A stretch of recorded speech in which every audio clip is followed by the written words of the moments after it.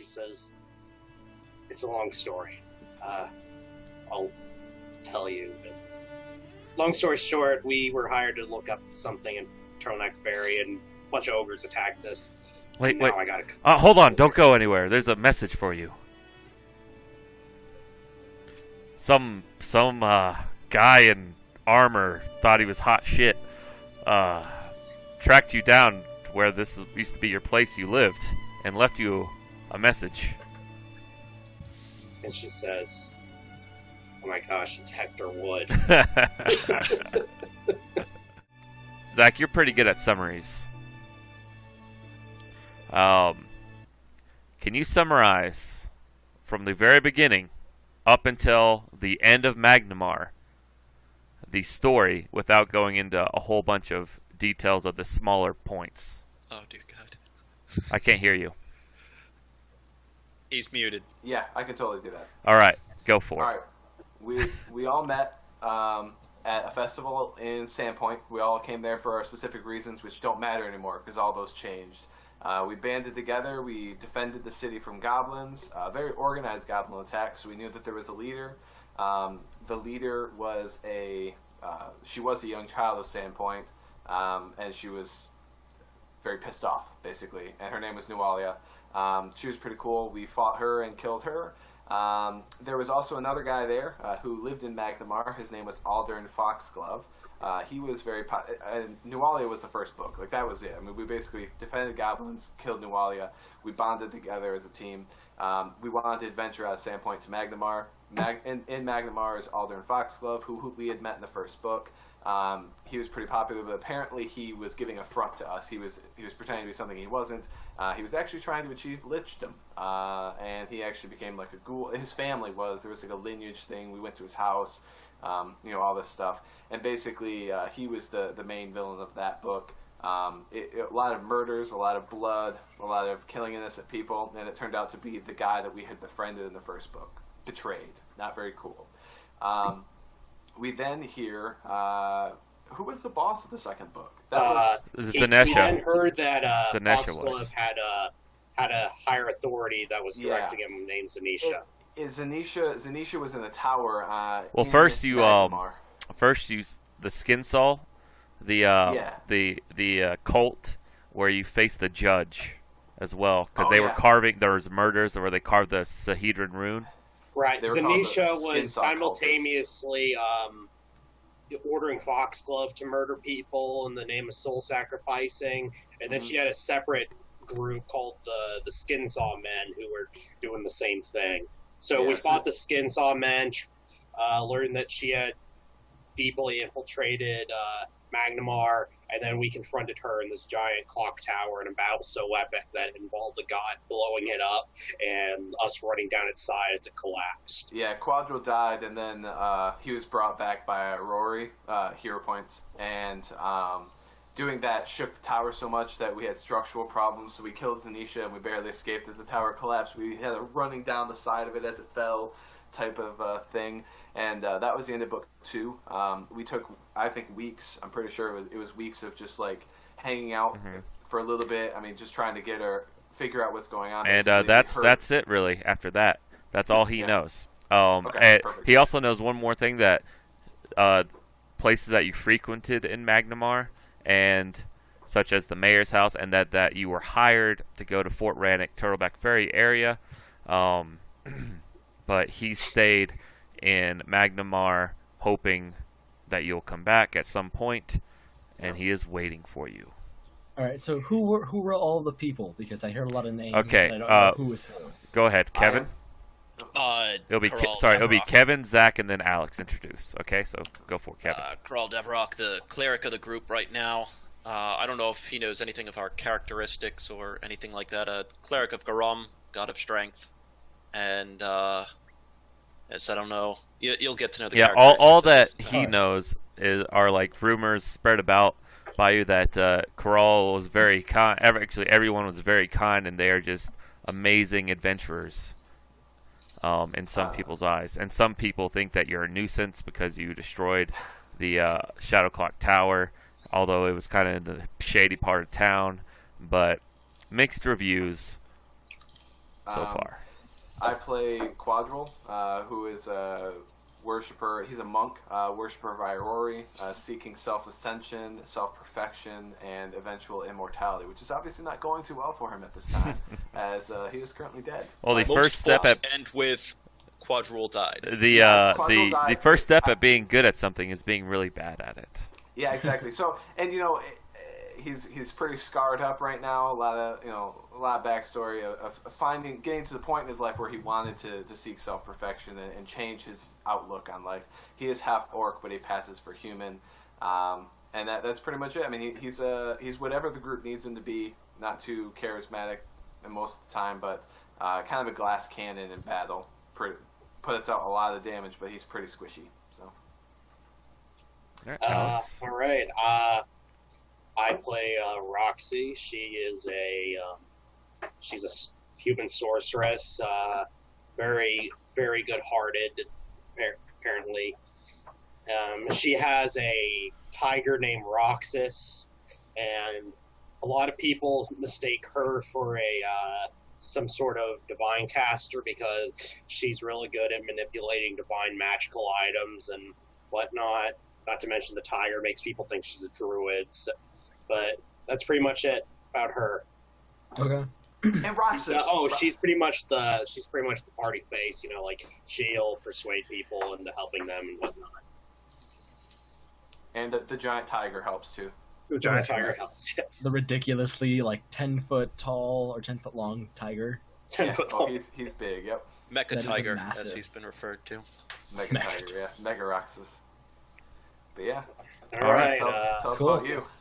Well, Roxy will head over to the Temple of Garam just because she knows the staff there so fairly well, and maybe Carl gets them a discount even posthumously.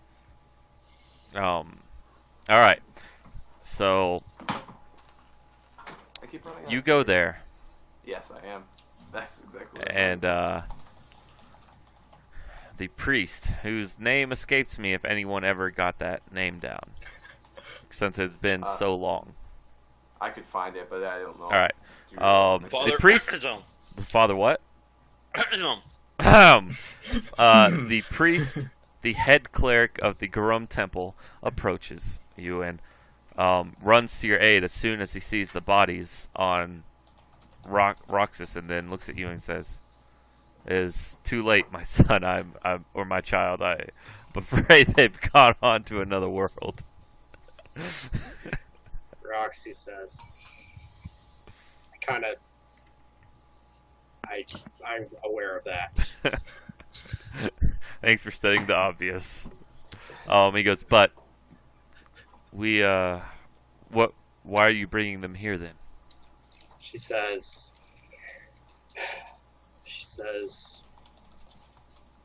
it's very funny, but death isn't necessarily final in this world. Well, others would, think differently. If I only perform the resurrection service if it is of necessity, truly a necessity. She looks at the bodies and says, we're going to need the full-blown resurrection spell for them. She looks at him and says, I came here first because you have at least some understanding of what we face. She says, there's something very dark happening in the world right now, something that involves the old empire of Thassalon and something it involves a lot of sacrificing of souls, and I'm barely making heads or tails of it right now. But these two men die trying to retake Fort Radnick near Turtleneck Ferry, and the area is currently flooding. She says a lot of people are in a lot of potential danger, and I just don't have without them around, she says, "Surely you noticed that we're one short right now." She couldn't handle it anymore. She left. She says,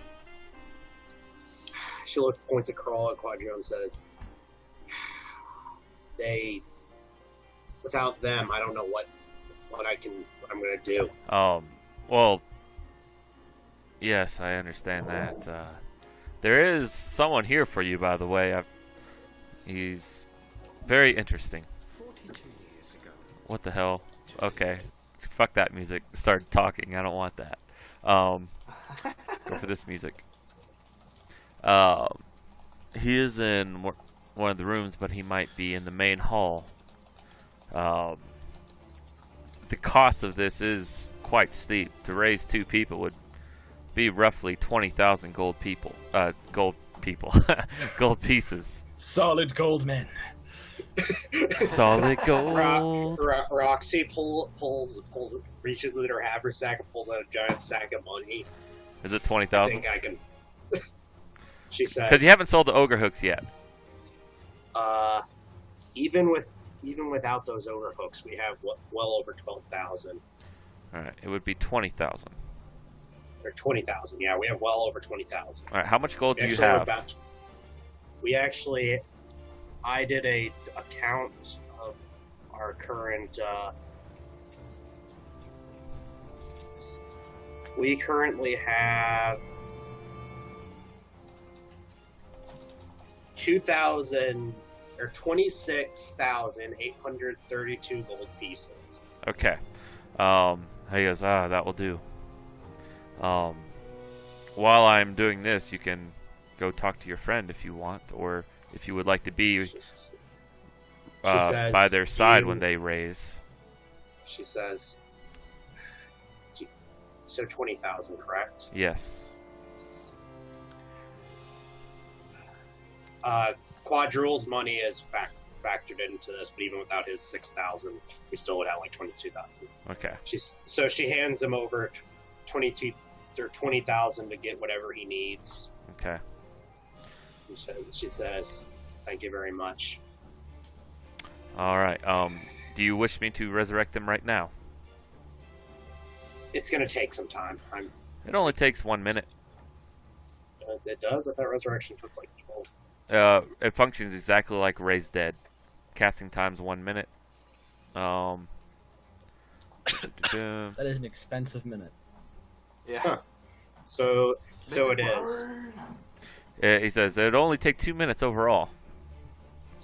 She says, I think this man can wait another 2 minutes." Okay. Which would you like me to bring back first? As he is, he only plucks off a piece of hair of Who's more important to you, of Roxy? Coral and Quadrule's. The one on the left. He cuts off a lock of hair of Coral's and Quadrule's. Not from the beard, right? Right. Just hair in general. Your back hair. Oh, well. She looks at Quadrule, looks at Crawl, looks at Quadrule, and says,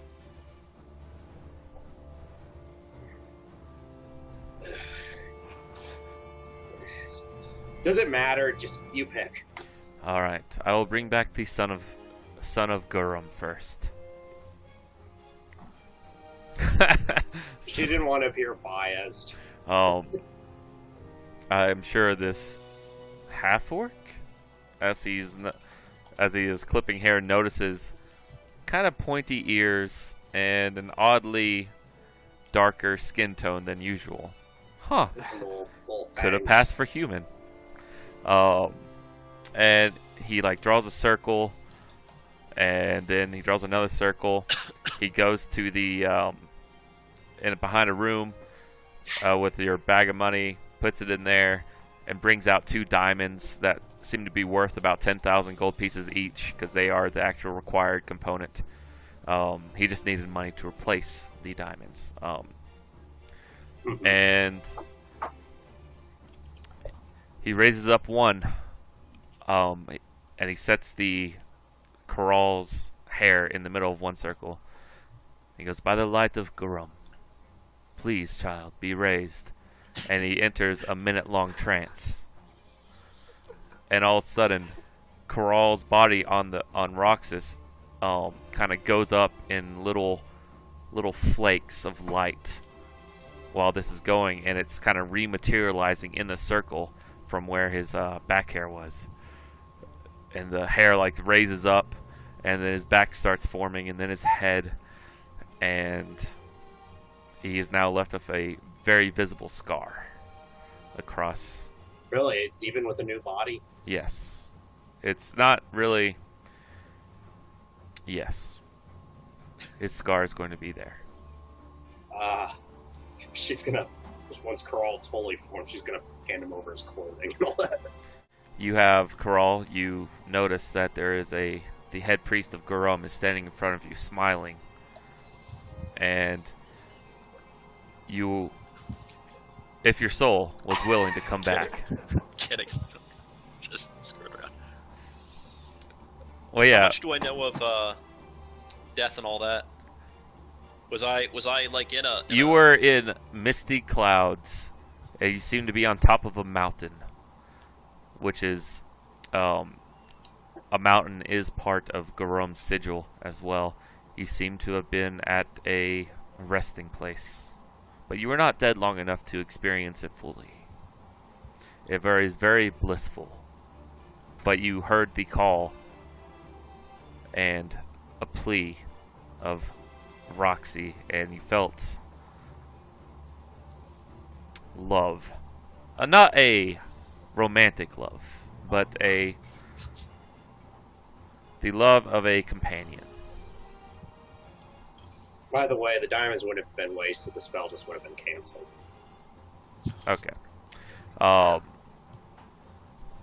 So he goes over there to the other body, and Crawl, you see that Quadrule is also dead, just like you remember just before you died.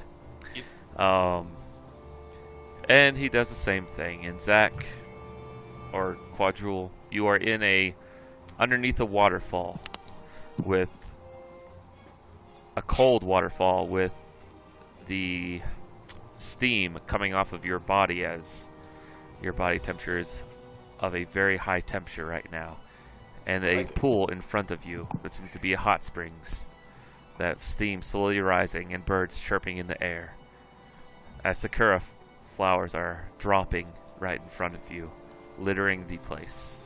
And you hear a call, a plea that you are needed. I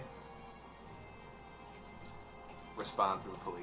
Alright. And I let it pull me. Alright, you are pulled forth into this world once again, and similar to Coral's body, little flakes of Quadrule are drifting up and rematerializing. And there you go.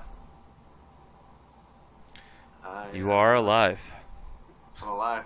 I just come back and I'm like, I look down, I'm like, God damn it, another scar. You just couldn't make it through the day without me, could you, love?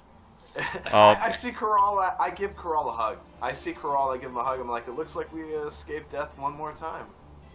Alright, so you are restored. And then I see Roxy. I also give her a hug because she kind of saved my life. And then I ask, where's the short one with the bow?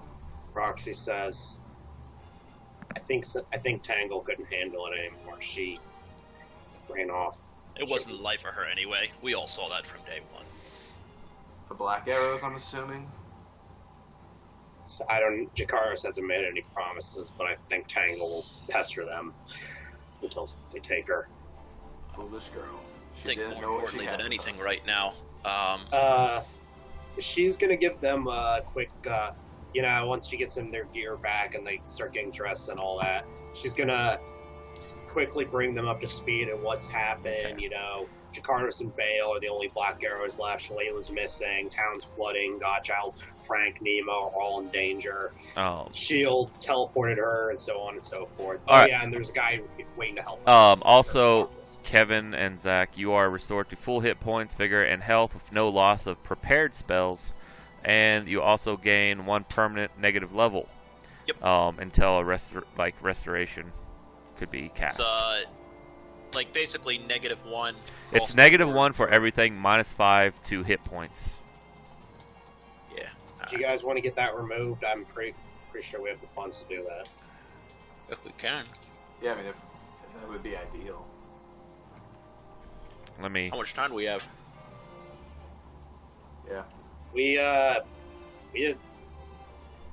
I'd say it's been around 30 minutes this entire time. Just Roxy running around. Why don't we take care of it later? Let's go see. who Restoration only takes a few rounds, though. Yeah, it takes a couple, literally 18 seconds. this- Can Happy here do it? He said, I am fully capable of casting restoration. Yes. What type of restoration would you like me to cast? I can She says the normal kind. just One- restoration, just full. Yep, the standard restoration spell. It'll be 2,000 gold pieces total to get the. Yep, I see it. I'm Get it. looking at it right now. 1,000 gold pieces total. Yes, yes, 2,000 gold 2,000. pieces. 1,000. 1,000. 2,000 gold pieces total. 1,000 each. 1,000 total. 2,000 gold pieces. I mean, we. I don't know if you're aware of what we're trying to do here. We're trying to save the world so you can continue to live. Can't you help a brother out? Sir, please. I did just bring you back from the dead. You After did. being paid handsomely to do it, I mean, Roxy says You- he actually offered his services at a discount. So please. alright. Quadra calms down. So 1,000 gold pieces apiece. Right. Crawl probably doesn't need it too badly, but poor It's Quadrille needs every. he looks and he goes, you have to understand, it's not the money that I need, it is the money that I need to buy the components after I after understand. you guys. Yeah, I mean Leave. he's casting the spells for free. Normally you I'm have to sorry pay for us. my outburst. I've been dead. You ever try to bargain with someone and like your wife is there? Like, no, please pay full price. Tell you what. All right. Suppose I'll fork over another 20 or 2,000. It's worth every penny. All right. There you go. Boom. 36 seconds later, both of y'all are back to normal. So, see, it wasn't that bad. All right. All Yes. right, Roxy Nice. says, "Let's go meet this man who's been following us."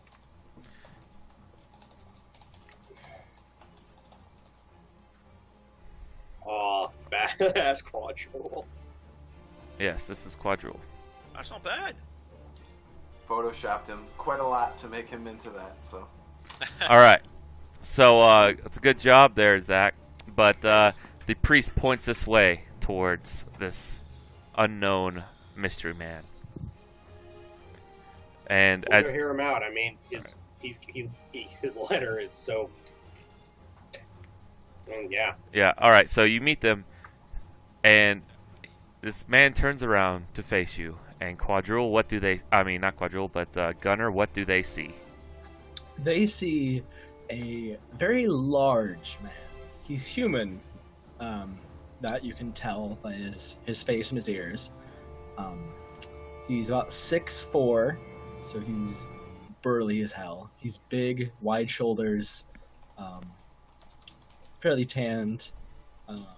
Got a pretty good amount of armor on him. It's sturdy. It's more black, but it's got some nice trim on it.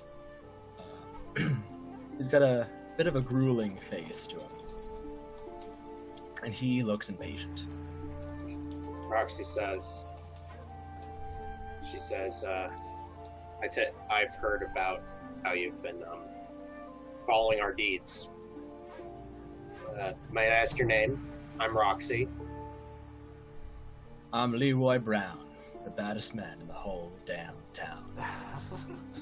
Well, I don't know if you heard. I actually I just came back, so second baddest. But second really isn't anything horrible to shoot for. You best shut your mouth before I'll be the baddest man in your damn town. You know, you're very hard to get a hold of. Well, We've been dead, busy dealing with other things. So. Roxy says, you could have used a sending spell. Run it out there. Paladins don't think like that. Why were you following us? I'm interested in what is right, to say the least. And I tend to take matters into my own hands when they're not solved by themselves. But lo and behold, you three, there's only 3 here. I expected one more. Roxas growls like, and then, yeah, don't miss the guy who killed all the ogres for you. 3 and a tiger, nonetheless. I expected,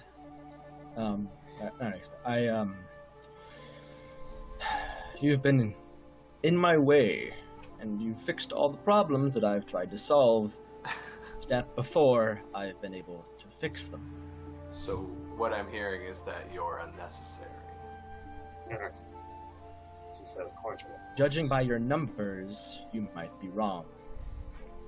She says. Kind of rubs his scar a little bit. He's like, okay. She says. Good point. You did just die. Well, she says. Don't we all someday? That was a good point. Roxy says, we have lost a few people along the way, not just to death, but to lust and to fear. She says, 2 areas I have no interest in, to say the least. She says, truth be told, one of them was I was going to hire some extra help eventually. She says, as astonishing as Tango could be at times, at the end of the day, she was just a 17-year-old girl way over her head. Yeah. That's true. So, do you wish to assist us, Well, Mr. Brown? Please, call me Leroy Brown. Leroy Brown, do you wish to assist us? It seems I have no other choice at the moment. Well, you got plenty of choices, LB. You Yeah. can sit here in Magnamar for another week while we go take care of some stuff. And die again? I doubt you'll make it that far. And an aura of goodness is kind of flowing out of this man somehow. Despite Hot air. his speech, you can tell that he's an aura of goodness, to say the least, yes. He stands up, showing his full height. He's got a foot on Roxy, so she's like, wow. He's 6'4". Quadrill's Yeah. 6'4", so he's looking Oh. at you. But I just That's stare okay, at you though. eye to eye, This Yeah, is I'm more his slender character than kind sheet. of you. almost appreciating your height. 'cause Yeah, it's your very rare that shoulders I are see- probably wider than mine are, for sure. Carl. I stare at Quadrille in his eyes, and I have that like moment of equalness in Yeah. terms of height and bigness.